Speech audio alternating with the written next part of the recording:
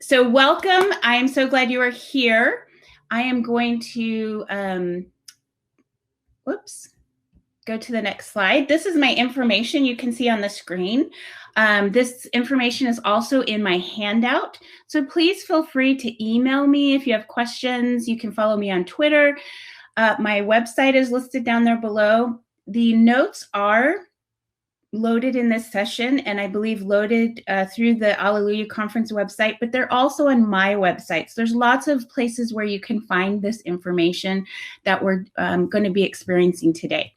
So the first thing that I would like for us to do, especially since I can't see you, is that in the chat, if you will just tell us where you are from and what you teach. So if you, teach pre-K or kinder or fifth grade, what do you do? What do you teach? And that'll kind of give us an idea. I am the director of children's music, if I can spell, at Alma Heights United Methodist Church. And I teach K through 5 general music in San Antonio. So during the day, I am teaching music and to kids, and then, nights and weekends working at the church. I've done everything from kindergarten, first grade choir, second and third grade choir, fourth and fifth grade choirs where I'm going to land this year. So we are a program that is a graded choir program, and we break our groups into K1 and 2-3 and 4-5, and then our youth choir goes from 6 through 12, and we have our associate director of music who does those older kids. So I'm going to just keep talking. I don't see anyone responding in the chat, so I hope you're there. Oh, yay, Tony's here. Great. We're glad that you are here. And we're going to start today by getting warmed up. And so this is what I would traditionally do with my pre-K, kinder, first choir. And so this is the warm-up that I follow. So the first thing that we do is we're just going to sing our names. And I have some friends that are going to join us. This is Francis, also known as Frank, in my classroom. And Frank loves to sing. And Frank has the song that goes like this. Oh, I know Angela. Oh, I know Angela. Hi-ho, the dairy-o. We all know Angela. Oh, I know Ricky. Oh, I know Ricky. Hi-ho, the dairy-o. We all know Ricky. Oh, I know Tony. Oh, I know Tony. Hi-ho, the dairy-o. We all know Tony. Oh, I know Carol and Kathy. Oh, I know Carol and Kathy. Hi-ho, the dairy-o. We all know Carol and Kathy. Oh, I know Tracy. Oh, I know Tracy. Hi-ho, the dairy-o. We all know Tracy. So you get the idea. We're going to go all the way around our circle and sing everybody's name. It's a good opportunity for us just to, get in there. You probably recognize that tune as The Farmer in the Dell with some new words. The next thing that we're going to do is we're going to kind of get our body awake. So who knows where our kids are coming from, if it's the end of the school day, if they just woke up from a nap. So we want to kind of activate some of that. So I'm going to try to make my camera so you can see my legs, because this is important. So the first thing that we're going to do is we are going to do our peanut butter legs. So the first thing is we just sit with our legs straight out and we just wiggle our legs, wiggle, wiggle, wiggle, wiggle. And then we slap on the bananas. And then we poke in the raisins. And then we brush on the honey. Ooh, that feels nice. Next thing we're going to do is we're going to take our squeezing hands and hickory dickory dock goes like this. Hickory dickory dock. The mouse squeezed up the clock. The clock struck 1. The mouse went woo. Hickory dickory. Hickory dickory dock. The mouse tapped up the clock. The clock struck 2. The mouse went woo. Hickory dickory dock. Hickory dickory dock, the mouse poked up the clock. The clock struck 3. The mouse went, wee! Hickory dickory dock. Hickory dickory dock, the mouse brushed up the clock. The clock struck 4. The mouse went, no more. Hickory dickory dock. So what that is doing is we're awakening our body, and there is scientific evidence that this tapping gets our blood flowing, it gets our brain activated again. So that's a real important thing, especially if you have autistic children who are sensitive to touch. But it's really important for them to get used to that. They can touch as hard or as gentle as they need. They're in control of that, so that's a really good thing for them. The next thing that we do is we sit crisscross applesauce. I don't know if I can do that in my chair. And we go like this. We bounce, we bounce, we bounce like a ball. We bounce, stretch big and tall. Hands in our lap and our nose to the wall. Make yourself real big and real small. And then we're going to go 1, 2, 3, and then we roll over backwards. So this is helping with our brain and our balance issue, the vestibular part of our brain. And so they love that rolling backwards. Do it again. So we're building and we're strengthening those neural connections, which are really important with our students. Next thing we're going to do is I shake my hands up high, I shake my hands down low, I shake my hands above my head, and I shake them down below. I shake them to the left, I shake them to the right, I shake them all around, and I shake with all my might. So we're just kind of shaking everything out, getting everything out. Gregory Griggs had 27 different wigs. He wore them up and we reach as high as we can. He wore them down and we reach as far as we can. He wore them all around the town. He wore them east. He wore them west. He couldn't decide what he liked best. So the idea behind that is we're practicing the steady beat. We're also stretching our body and getting some stretching going in there. You could use any sort of nursery rhyme or poem. In fact, I tend to switch them up about every 9 weeks, just so that we have something different there that's happening. Roll your arms so slowly as can be. Roll your arms so slowly and fold them just like me.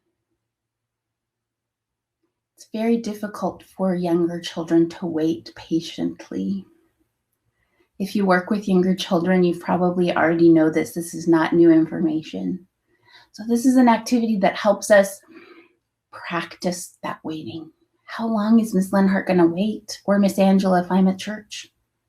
Roll your arms so quickly as can be. Roll your arms so quickly and fold them just like me. Sometimes we'll do things like, ooh, I'm listening. Can you hear the clock ticking? Sometimes clocks are very noisy. Can you hear someone walking outside in the hallway? Can you hear someone talking? Roll your arms so slowly as can be. Roll your arms so slowly and fold them just like me. So you get the idea. We're looking at, fast and slow, that contrast. Can they do that fast and slow? We're looking at that patience of waiting. How long? We never know how long that's going to be. And listening, if we can listen, can you hear someone breathing? Can you hear, you can imagine all the different questions you could ask in between that. The next thing that we usually do in my classroom is we do something called movin' and groovin'. And movin' and groovin' is just, we're going to put on some really fun music that has a pretty fast beat to it, and we're going to keep that beat somewhere on our bodies. and we're just practicing keeping the beat. Usually at the beginning of the year, it's all on the same side of the body. I'm not doing any cross-lateral work because that's crossing the midline of the brain, which is more challenging. So we're going to stick it, I'm going to just do one side at a time, or I might be marching. I'm doing those kinds of things. Any kind of music, classical music, jazz music. It's a wonderful opportunity to expose our students to different types of music, world music. It doesn't have to have words to it. In fact, usually most of the stuff I use doesn't have words because sometimes the words distract us. But don't let that hinder you. Words work as well. Towards after I've been, I will say, does anybody want to come take my job? And so they will get to be the leader and lead the beat. That's an opportunity for me to see, hey, are they getting the steady beat? Are they able to do that? And we'll change out. I'm not going to leave a kid up there the whole time. They'll run out of ideas. Oh, pick somebody else. Oh, pick somebody else. And they want to be leaders as well. So that is another opportunity to practice steady beat. So we're going to come back to Frank and Lou. I'll introduce you to our other friend. This is Luella, also known as Lou. And Lou and Frank love to sing, don't you? We use Lou and Frank a lot in our classroom. Lou and Frank help us sing echo songs. So I could go first, Lou could echo. Lou could go first, I could echo, those kinds of things. And I have a hello song. There's all kinds of hello songs out there. I usually change about every 9 weeks. I might put in a different hello song. So the hello song I have today, you ready, Lou? Okay, good. Hello there, how are you, it's so good to see you, we'll sing and be happy, and then we get to sing this last part all together. That we're all here together again. Hello, boys and girls. Hello, Mrs. Leonhardt. Hello, boys and girls. Hello, Lou. Then we're going to go around the circle and sing our names again. I know we already sang our names at the beginning. It's good practice. So I'll say to a student, what's your name? And they will then say, Bob. Thank you, Bob. And I'm going to move on. Is Bob using a singing voice yet? Not yet. But I'm not going to make a big deal about that. I'm going to go to the next student. What's your name? Amanda. Wow, Amanda, I love the way you used your singing voice today. Bravo. So I'm calling attention to the fact that, yes, she's using her singing voice. I didn't call attention to that with Bob. Bob maybe is not there yet. I'll keep going around the circle so that everyone gets a chance to say their name. And maybe if they're not getting it after, a month or 2 months, I might say, Bob, can you do that? Try that, Bob. Bob, to see if Bob can, oh yeah, I'm supposed to be using my singing voice here. The next thing that we do for our warm-up is something, if you are familiar with John Feyerabend and conversational solfege and stuff like that, this is kind of my twist on Arioso land. And Arioso land is a land where they sing everything. So we make up this elaborate story at the beginning of the year about how these people, they just sing everything and it's just magical and they don't know how to talk and they just sing. So, when we go to Arioso land, we want to use our singing voices. So Lou is here to help us with that today. Lou and and Frank and I have lots of conversations. You might notice that. And if an adult walks into my room, it's a little bit embarrassing.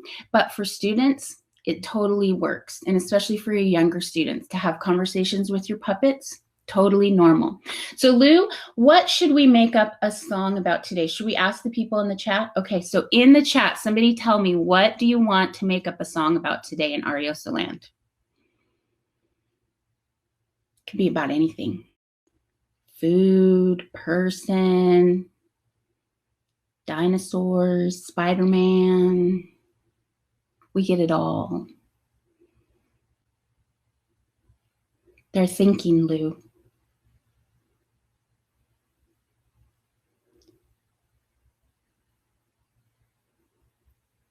It might just be me and you, Lou. We might have to make it up. Yep, I think that's going to be it. Let's do one of our students' favorites, Spider-Man. Spider-Man is a good dude. We get lots of Spider-Man requests. So here we go. I am Spider-Man. I climb up tall. I am Spider-Man. I climb up tall buildings. I have spider webs in my hand. I climb and climb and climb and climb and climb and climb and climb and climb and climb. Totally made up silly nonsense. Oh, thank you, Carol. Rain. Rain. We have had lots of rain. We have had lots of rain too in San Antonio. In fact, it rained this morning. I was worried about my internet today, but it's gonna be great all day. Okay, rain, Lou. You ready? Okay. Rain is falling down today. Hear the raindrops dip, dip, dip. Rain is falling down today. I hear them on my window pane. Rain, rain, rain, rain. Rain is falling down today. Rain, rain, rain, rain. Rain is falling down today. So I know when I have student teachers and they first have to start doing Arioso Land, it's a little scary, and that's totally okay. I tell them, remember, it's for the kids. So it's a great opportunity for us to introduce as teachers different tonalities. Sometimes as I'm making up songs, I'll change key in the middle, and I'm like, ooh, that was really not very musical. But that's really not the point. The point is to be singing and to be modeling singing. As we also go along in the year, I will say to the students, does anybody want to make up a song for us today with Lou? And I'll hand. I love holding Lou or Frank. Sometimes they'll get up there and they'll be like frozen. Would you like me to help? Yes. Okay. So they're holding Lou, or they're holding Frank. They might be hiding behind me, and Lou and Frank are up here. But it's just them gaining independence and, yes, getting there. Sometimes students use songs they already know, and that is their made up song. You know what? They're singing by themselves, so I call that a win, even though it's not a totally made up song. As we move into first grade, so we're talking pre-K kinder here, as we move into first grade land, I still follow the same sequence, but when we get to Arioso land, we start out with just making up a song, but then we start echoing. So I might say, rain, rain, falling down, and then they echo that. Rain, rain, falling. And so then we're starting to have all of the students sing, not just one student at a time. Same thing, I'm going to have them come up and be the leader and move through that. So in the chat box, since I can't see you, I don't know if you have any questions or what your eyes are saying. This is a very weird experience because, you know, as a speaker and a presenter, you try to read your audience and you look at their eyes. Do they have questions in their eyes? Are they getting it? So if you have any questions as we're going, if you would just pop them into the chat, that would be very helpful. I would love to answer your questions. But I'm going to keep moving while you're thinking about those questions. Hop over here. So why movement? Why do we want to include movement in our rehearsals or in our classrooms? Let's think about that for a minute. If you have any ideas, you could put that in the chat as well. Why do we want to include movement?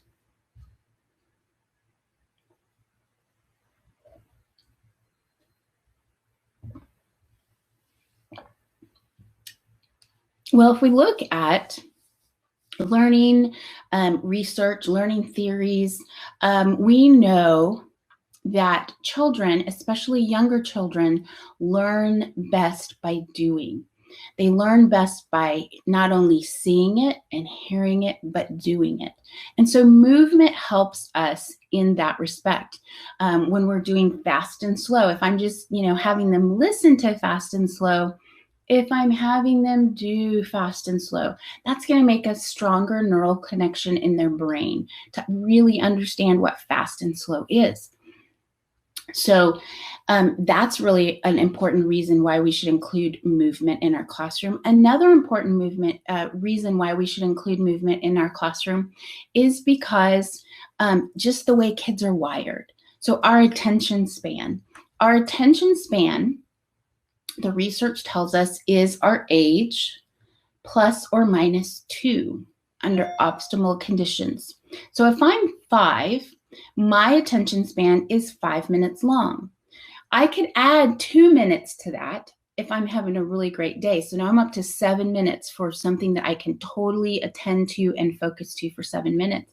But let's say I'm kind of grumpy today. I didn't get my snack that I wanted, and it kind of threw me off. Okay, so I'm going to take that 5 minutes, and now I'm down to 3. So our attention span is our age plus or minus 2 under optimal conditions.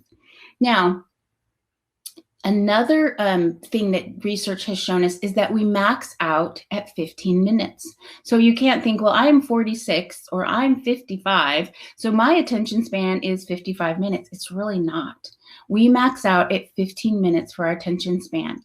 So plus or minus 2. So if you think about going to a movie, and what is you walk out of the movie and somebody says, what was the movie about? What are you most likely to tell them in your summary? Something probably that happened at the end of the movie or the beginning of the movie is probably most likely where your brain is going to go. And that's just because that's just how we're wired. So movement, yes, Tracy, it keeps the students engaged, and their entire body is engaged in that. So if we work with what we know and we use that to our advantage, movement is very important. So for your younger students, changing activities every 7 to 10 minutes seems like, wow, that's a lot of activities, but it's so important for them to keep engaged.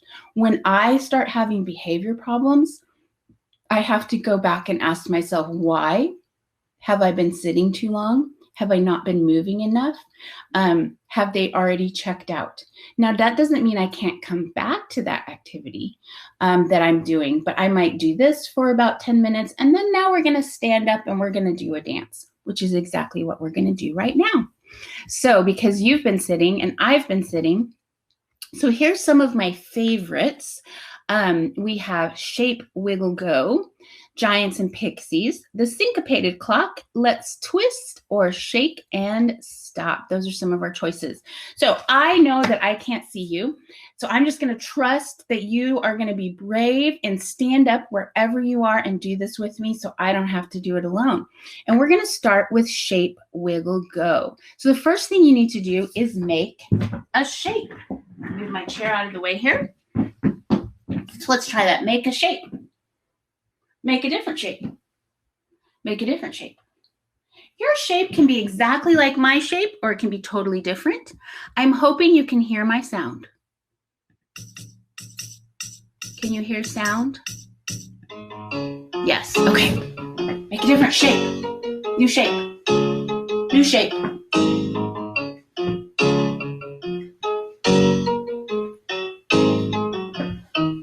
Uh-oh, freeze your shape.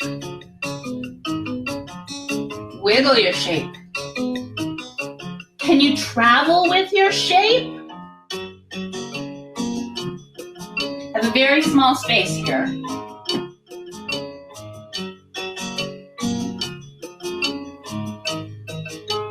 Make a shape.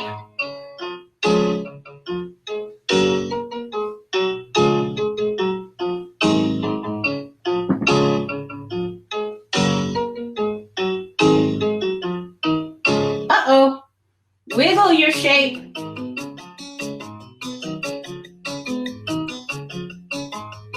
Travel, but you have to keep your shape.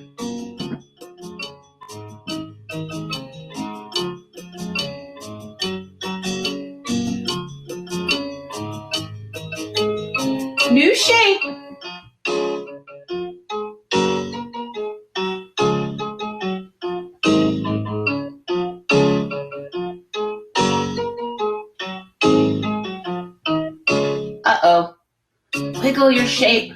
I did not make a very good choice. How am I going to travel shape?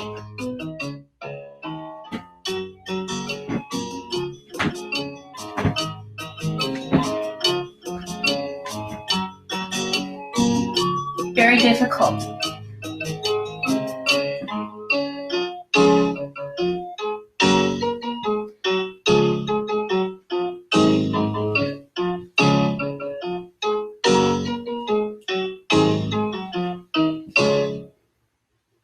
You know what to do.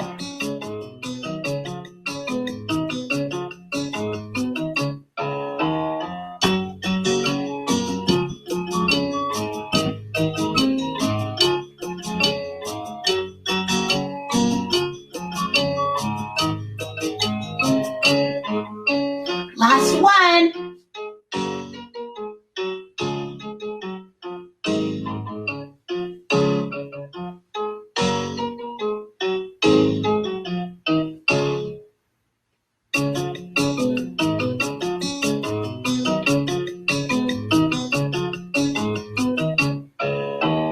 Travel with your shape.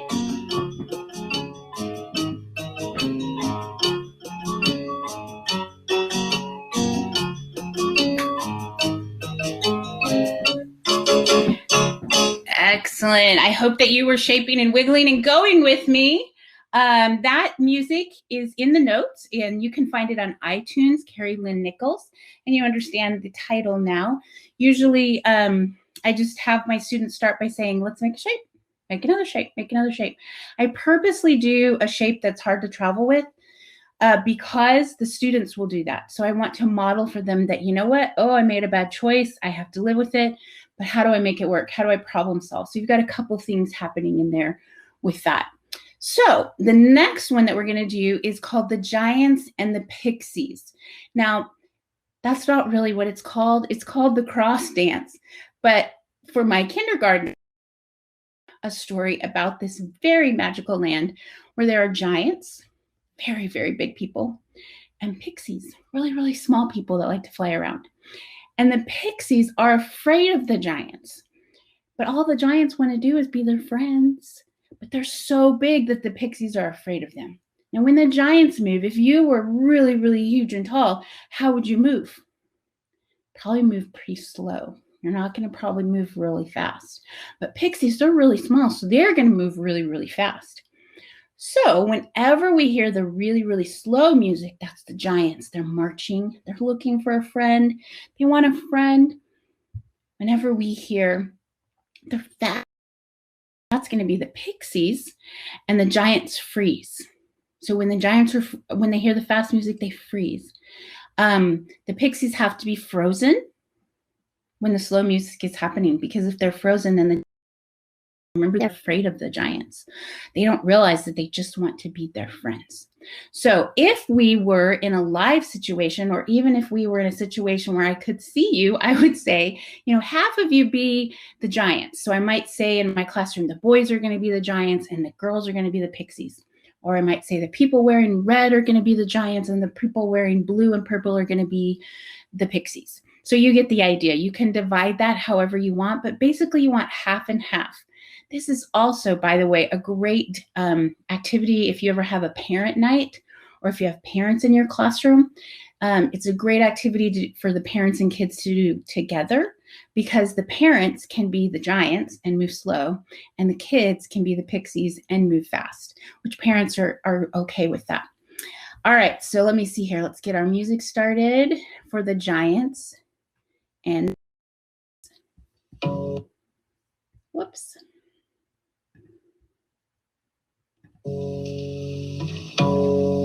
So slow goes first.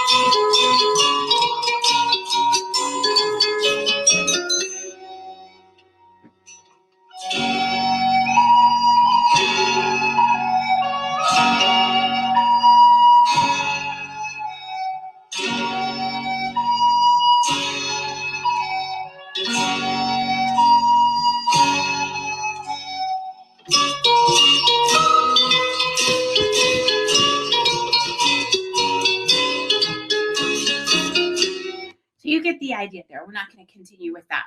So if you have something nearby you that is maybe a scarf or a Kleenex, with my students, I would be using scarves. I'm going to use my Kleenex here. Here's my Kleenex. Got my Kleenex. I'm ready to go. Something you can wave. Maybe you have a sock on. You can take your sock off. We're improvising here. This is The Syncopated Clock by Leroy Anderson. Very easy. You just have to follow what I do.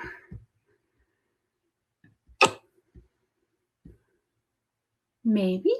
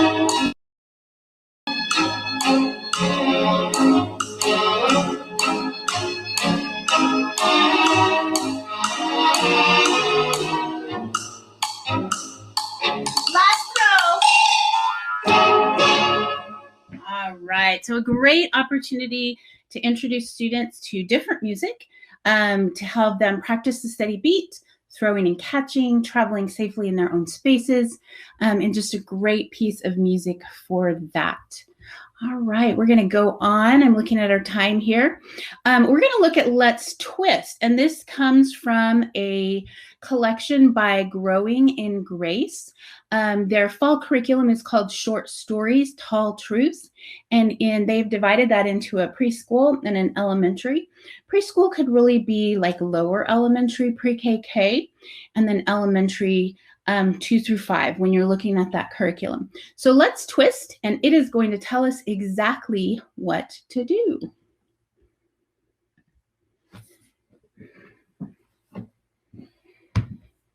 Don't think I pushed play.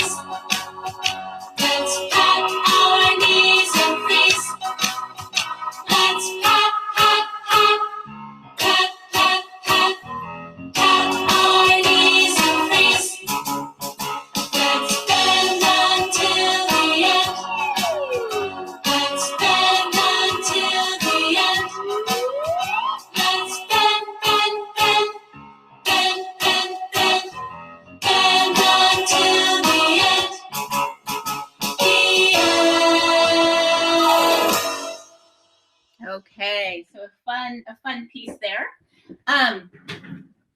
Bending has lots of different meanings, right? You could bend at the waist, you could bend your knees, you could bend your arms. I was doing that pretty much in self-space, but you could do that moving around the room. So that's a piece from their curricular. Tall Truths, which is out now. Great piece of curriculum there. So in the chat, what are some of your favorite movement activities you do with your kids? If there's a song, or, you know, if it's this one, that Shake and Stop is just a song, you know, I'm gonna shake, shake, shake, shake, shake and stop. I'm gonna shake, shake, shake, shake, shake and stop. So it doesn't necessarily have to be something that is recorded. So if you have some of those favorites, if you pop them in the chat for other people, that would be great. So I see here 3 pictures of horses. And if I were with you face to face, or even in a Zoom where I could see your face, I'd ask you to unmute yourself and say, what do you notice about these pictures? Some things that you might notice are that 2 of them are the same. So you might notice that there's a black horse and a white horse. You might notice that there's green grass with yellow flowers. There's brown reedy things in the back. One of the horse looks like a baby horse, like a foal, and one of them looks like maybe a bigger horse. Okay, so some things that we can notice about these horses.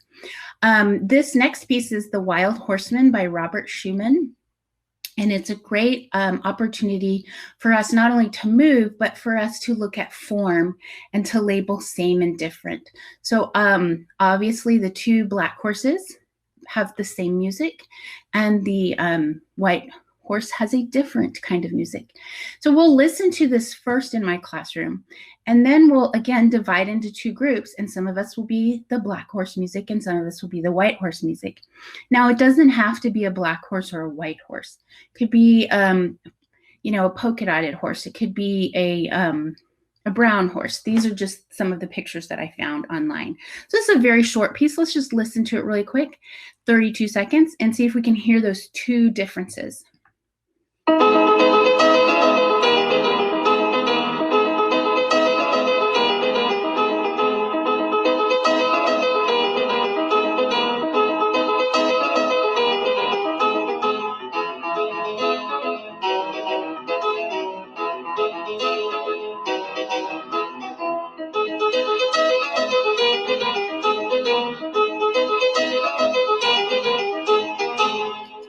High notes on the piano and lower notes on the piano. That is what our difference was. Another opportunity for us to also say, what instrument did you hear that was playing? So another great thing there. Last one that we're going to do is this Head and Shoulders Baby. This is also from Growing in Grace. It's actually Peak Music Publishing, which is a division of Growing in Grace. It's a brand new publication that has come out that's all about rhythm and beats for hands and feet.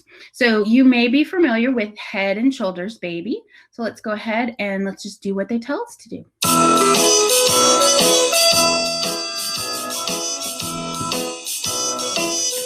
Head and shoulders, baby, 1, 2, 3. Head and shoulders, baby, 1, 2, 3.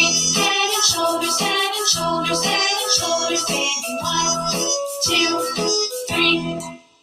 To the front, to the back, to the side, side, side. To the front, to the back, to the side, side, side. Knees and ankles, baby, 1, 2, 3. Knees and ankles, baby, 1, 2, 3. Knees and ankles, knees and ankles, knees and ankles, baby, 1, 2, 3. To the front, to the back, to the side, side, side.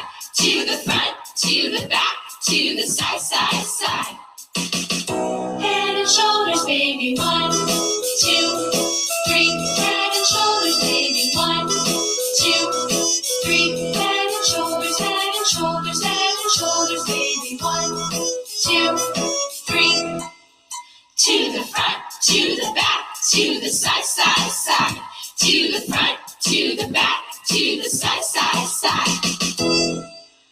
right. So maybe what you have heard, the version you've heard, maybe a different version than what you've heard. In the book, this Hands and Feet book is for pre-K through 5. So there's some things that are more challenging in it. If you're in a program that has multiple grades, it might be good for all of your teachers to use. Another thing with Head and Shoulders Baby, I use this when I start to introduce instruments. So let's say we're getting ready for mallet instruments, like an Orff instrument, a xylophone, or a glockenspiel. Will grab my mallets here. I will have my mallets for the students, and I will make up and change words. Bouncing gently, baby, 1, 2, 3. Bouncing gently, baby, 1, 2, 3. Bouncing gently, baby, 1, 2, 3. So we're doing this in the air. We're not in front of instruments. Taking turns, baby, 1, 2, 3. Taking turns. So you get the idea. High and low, baby, 1. So we're just playing with that on the floor or in the air. And then when I put the instrument in front of them, we can go back to, remember when we were bouncing gently when we were doing that song? So it's a song that could be used for multiple purposes, an activity for multiple purposes. To the front, to the back, to the side, side could be your rotating instruments. So they're setting their mallets down and they're rotating instruments because you may not have enough for every student to have one. Same thing could be said, maybe you're not using xylophones, but you're using rhythm sticks, tapping gently, baby, 1, 2, 3, floor and up, floor and click. You get the idea. You make up, how do you want your kids to explore and expand? Just using that song, putting new words to it. All right, so let's see, how am I doing? 7 minutes. I think I'm doing great. So here is what it looks like, the Head and Shoulders Baby in the book. You can see that the music is there. They've given you teaching tips. One thing that they do in their teaching tips is they do clap, snap, clap, snap, clap for the baby. 1, 2, 3. If you work with younger students, you will probably already know that snapping is a very difficult, challenging thing for them. Usually with my younger students, I do what I modeled. I would go clap, even if it's just in the air. This could also be put with a partner. So when I'm touching, I'm doing this, I'm with a partner. So just because you see something written down doesn't mean that you have to do it. I hope you all realize that and do that with your classroom. But gives you other ideas for motions with that as well. So a special offer that Growing in Grace is having right now, 15% off. With this code, you might want to take a quick screenshot or write this down.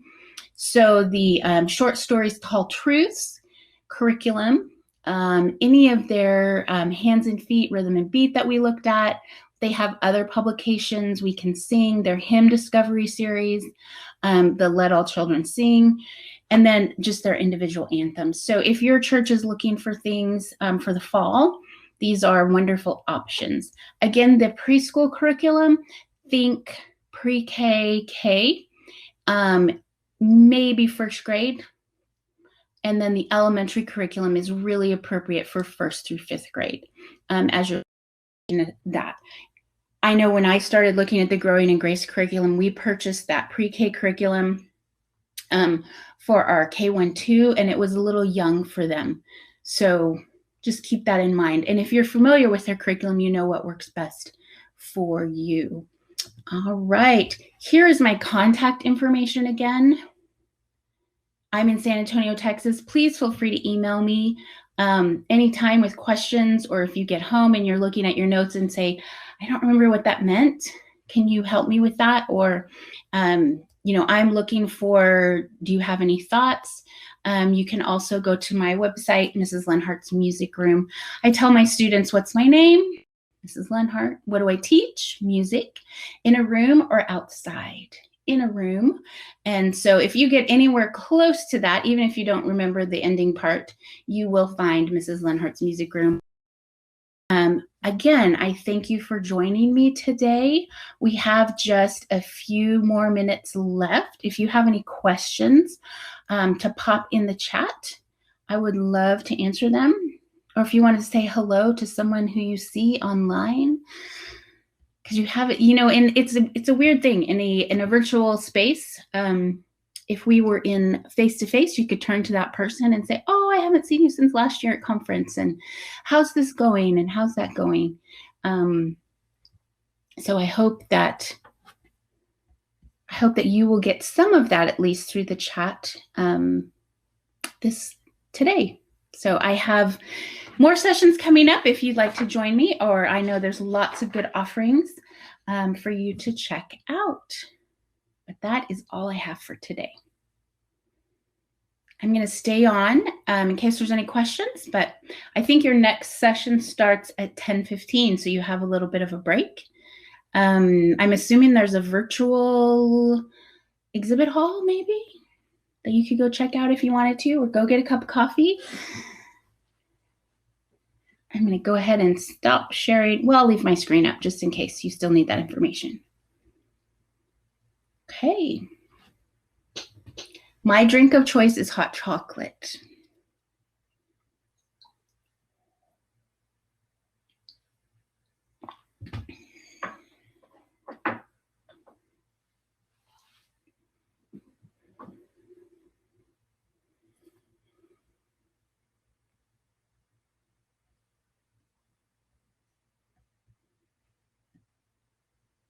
So Ricky, I'm going to put you on the spot. Since you're here and you're the one I can see, what was one thing you took away from our session today that I think that